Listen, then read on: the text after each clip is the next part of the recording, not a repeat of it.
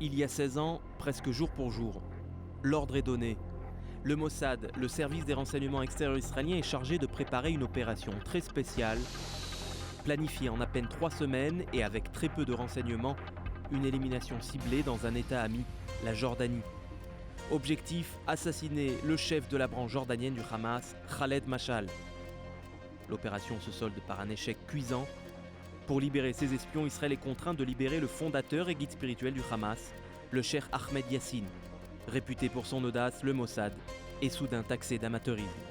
L'affaire Mashal n'est pas une affaire comme les autres, c'est un véritable traumatisme pour le Mossad. Binyamin Netanyahou remplit alors son premier mandat de Premier ministre. L'accord de paix avec la Jordanie est encore tout frais. Les élites politiques et sécuritaires d'Israël sont majoritairement composées de nouvelles figures, nouveau Premier ministre, nouveau ministre de la Défense et nouveau chef du Mossad, Dani Yatom, un général de Tsahal parachuté aux commandes du prestigieux service de renseignement. Le 30 juillet 1997, 2 attentats palestiniens coûtent la vie à 21 Israéliens dans le marché Machane Yehuda de Jérusalem. C'est à ce moment-là que germe l'idée de frapper le Hamas à la tête. Le choix se porte sur Khaled Mashal, le chef de la branche jordanienne du mouvement islamique palestinien.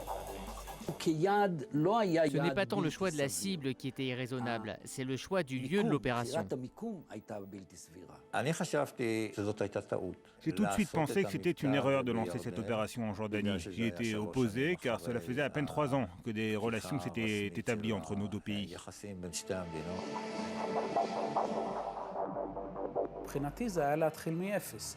Tout était à faire, nous ne savions rien, ni de Mashal, ni d'Aman. Il fallait mettre en place le recueil des renseignements. Qui est l'homme? À quoi ressemble-t-il? Où habite-t-il? Dans quel véhicule se déplace-t-il? Où travaille-t-il? Quel est le meilleur endroit pour lancer l'opération? L'élimination devrait être silencieuse.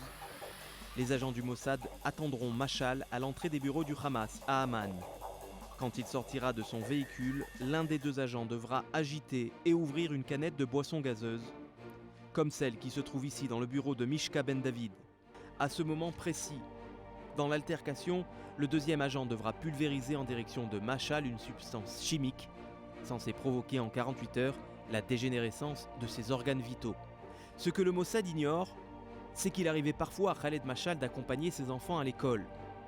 Mishka nous livre les étapes de l'opération telles qu'il les a relatées dans son livre fiction. Quand Meshal descend de sa voiture et s'approche de ses bureaux, les 2 agents s'approchent de lui. Sa fille ouvre soudainement la porte du véhicule et l'interpelle « Yaba, Yaba !» Mais la canette de boisson gazeuse ne s'ouvre pas. Mashal se tourne en direction de sa fille. Le spray touche alors son oreille gauche et non sa nuque, comme prévu. Un membre du Hamas qui passait par là par hasard interpelle les 2 espions. Une bagarre de rue éclate, les badauds s'en mêlent.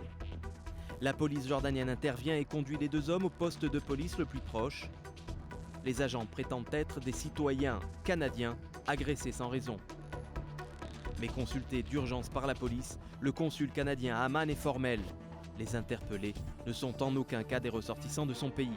Entre-temps, la santé de Mashal se détériore d'heure en heure.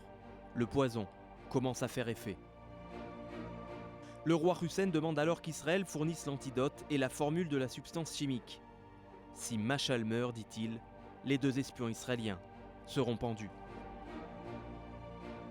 Le Premier ministre Binyamin Netanyahou réagit vite et comble de l'ironie. Après avoir ordonné au Mossad de tuer Mashal, il lui demande à présent de lui sauver la vie à tout prix. J'ai reçu un coup de fil de mon chef de service qui m'a ordonné de descendre au lobby de mon hôtel à Amman pour donner l'antidote à un officier du renseignement jordanien.